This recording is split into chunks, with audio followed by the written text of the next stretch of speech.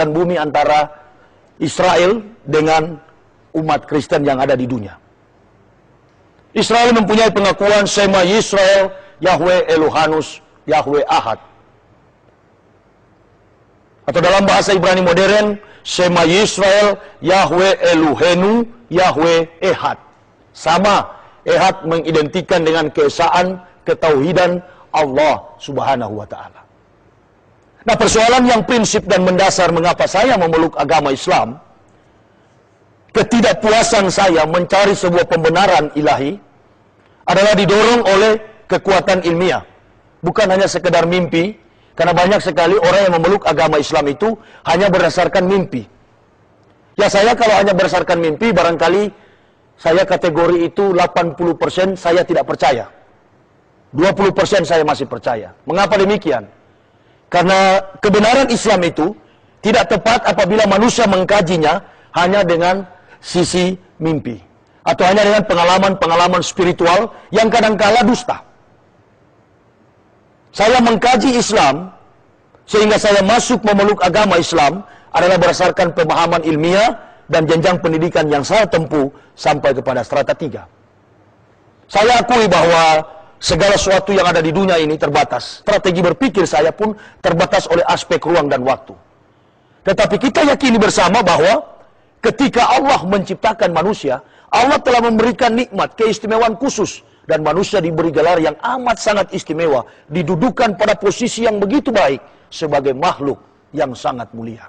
Dari sini menggambarkan bahwa sebuah pemahaman yang tertuang dalam konsep kehidupan bahwa manusia itu segambar dan sehalik dengan Allah. Ini memotivasi manusia terus untuk berpikir mencapai sebuah kehidupan yang lebih bermakna, lebih berarti, amat sangat lagi kehidupan yang membawa kepada keabadian hidup kekal, yakni surga nan abadi. Saya terus terang, Universitas Kristen di Tanah Papua yang ada sekarang berkedudukan di Sorong adalah hasil karya saya. Selama 7 tahun saya memimpin Sekolah Tinggi Teologi Calvinis yang mengkonsentrasikan ilmu perjanjian lama. Saya banyak mendidik para pendeta bahkan dengan mengajarkan bahasa-bahasa Ibrani yang kemudian menuangkannya di dalam sebuah konsep pemahaman dan terus mencari penyatuan di dalam konsep ketuhanan bersama dengan arus, bersama dengan suasana konteks zaman, dan terus mencapai sebuah persepsi yang sama dengan agama Yahudi. Tapi sampai hari ini agama Kristen tidak pernah mencapai persepsi yang sama dengan konsep keyakinan agama Yahudi. Sementara dalam unsur ketuhanan yang diyakini oleh umat Kristen tentang keilahian Yesus itu hanya berdasarkan pola logika matematika dan asumsi manusia yang banyak sekali diakal-akali oleh seorang individu yang namanya Paulus. Kalau kita perhatikan, kebetulan saya membawa Bible, kebetulan saya membawa kitab suci Kristen, ada ayat-ayat tertentu, makanya saya selalu katakan, kalau saya mendapati satu kata saja, satu kalimat saja, satu ayat saja dari Bible, bahwa Yesus mengatakan dirinya Tuhan dan Juru Selamat, maka saya pasti berani akan kembali memeluk agama Kristen. Tetapi semua isi perjanjian lama dan perjanjian baru, 39 kitab perjanjian lama, dari Beresit, Beresit ini bahasa Ibrani artinya kejadian, dan sampai Maleaki, itu tidak pernah mendapatkan bahwa Yesus Tuhan. Sebaliknya, di dalam Bible ini menceritakan banyak tentang kerasulan baginda Nabi Muhammad SAW. Ini saya bisa buktikan. Saya bisa buktikan. Dan menurut pemahaman teologi Kristen, apa yang diturunkan Allah kepada Yeremia, apa yang diturunkan Allah kepada Yesaya, apa yang dinubuatkan Allah kepada Musa, katanya itu untuk kehadiran nanti Yesus Kristus. Nah, ini tidak tepat dan akan saya buktikan menurut dasar teologi Kristen. Saya tidak dapat membuktikan kenabian Nabi Muhammad di dalam sisi Al-Quran. Karena memang saya dari masa kecil ya hidup di tengah kompleksitas kehidupan 99% pemeluk agama Kristen Protestan, yakni kota Manado. Makanya saya sulit untuk mengetahui Al-Quran secara baik. Bahkan bila kedapatan membaca Al-Quran, otomatis dipukul. Umur 14 tahun, saya pernah mengikuti pengajian dengan teman saya namanya Wadi. Dan kebetulan masih ada masjidnya sampai saat ini, Masjid Al-Munawwarah, Tumumpa, Manado. Dan saya pernah dipukul oleh ayah saya sampai babak belur karena mengikuti pengajian waktu masih remaja. Jadi panggilan saya untuk memeluk agama Islam itu telah terjadi ketika saya remaja. Nanti digenapi oleh Allah pada tahun 2006 ketika saya sudah menjabat sebagai pendeta, malang melintang dan banyak jasa bagi gereja. Mungkin suasana ini saya pingin sekali untuk dihadiri oleh umat Kristen. Sebenarnya paling bagus kalau ada umat Kristen. Karena saya punya alasan yang kuat. Saya punya dasar teologi yang kuat. Mengapa? Di kalangan Kristen saya dapat membuktikan begitu banyak dasar-dasar teologi, dasar-dasar kebenaran yang menunjukkan tentang kehadiran Nabi Muhammad. Makanya di tiap-tiap tempat saya diundang untuk berceramah, memperkenalkan diri terkait dengan eksistensi kami sekeluarga meluk agama Islam. Itu selalu saya mengatakan bahwa saya tidak pernah diislamkan oleh seorang al-ustaz. Saya tidak pernah diislamkan oleh seorang kiai. Saya tidak pernah diislamkan oleh seorang kaum muslimin wa muslimat. Artinya tidak ada pihak atau siapapun yang memotivasi kami sekeluarga memeluk agama Islam.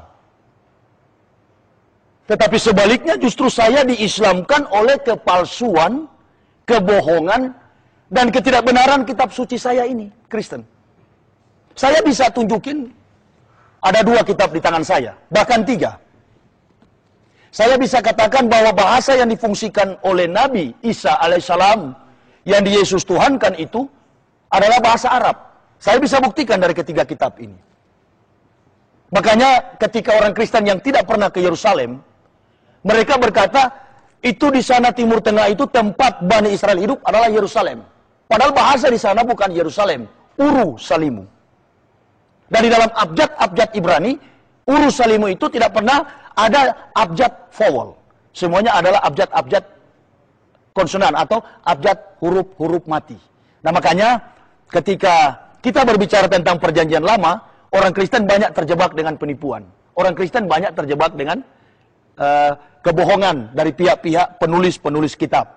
Nah ini yang menunjukkan bahwa manusia Kristen itu, orang-orang Kristen adalah orang-orang yang sebenarnya sudah tertipu oleh konsep Yahudi dan Yunani. Tapi mereka belum sadar. Lagi pula di pihak lain, Islam itu adalah agama yang mahal. Islam itu bukan setiap orang yang mendapatkan hidayah dari Allah. Jadi ketika orang mendapatkan hidayah dari Allah, maka dia akan sampai kepada Islam. Tetapi Allah buat Islam itu hadir di dunia ini dipandang oleh manusia terlalu hina. Makanya gengsi orang kafir itu, orang Kristen atau agama di luar Islam, itu memandang Islam itu terlalu rendah. Karena melihat individu-individu muslimin wa muslimat. Kaum muslimin wa muslimat yang berbuat sesuatu yang negatif, itu yang mereka jadikan landasan untuk mengukur atau menilai Islam. Mereka tidak menggunakan aksiologi. Bagi saya pribadi, benar tidaknya sebuah agama, kita harus melandaskan diri pada pemahaman aksiologi. Aksiologi ini saya pernah pelajari ketika saya belajar filsafat. Aksiologi ini adalah 3 cabang filsafat nilai yang terrealisasi baik dalam praktek hidup manusia, baik fisik maupun psikologis. Jadi 3 filsafat nilai ini ada etika, ada logika, dan ada estetika. Saya mau katakan bahwa tisu ini bagus. Tetapi saya juga sebaliknya mengatakan Bible ini tidak bagus. Ini yang disebut estetika. Menilai, mengukur indah dan jelek di seputar realitas kehidupan manusia. Kedua adalah logika. Logika adalah ilmu yang mengukur, ilmu yang menilai salah dan benar menurut pandangan rasio, pikiran. Dan yang ketiga adalah etika. Etika ilmu yang mengukur salah dan benar menurut pandangan yang terjadi di dalam kehidupan fisik manusia. Ini etika. Nah kalau kita ukur 2 komunitas agama, Kristen dan Islam, mengapa saya hanya pakai 2 agama? Karena dulu saya beragama Kristen, tapi sekarang saya beragama Islam. Nah ini yang memotivasi saya. Dari sisi aksiologi, saya katakan Kristen tidak punya nilai apa-apa. Di mana ada manusia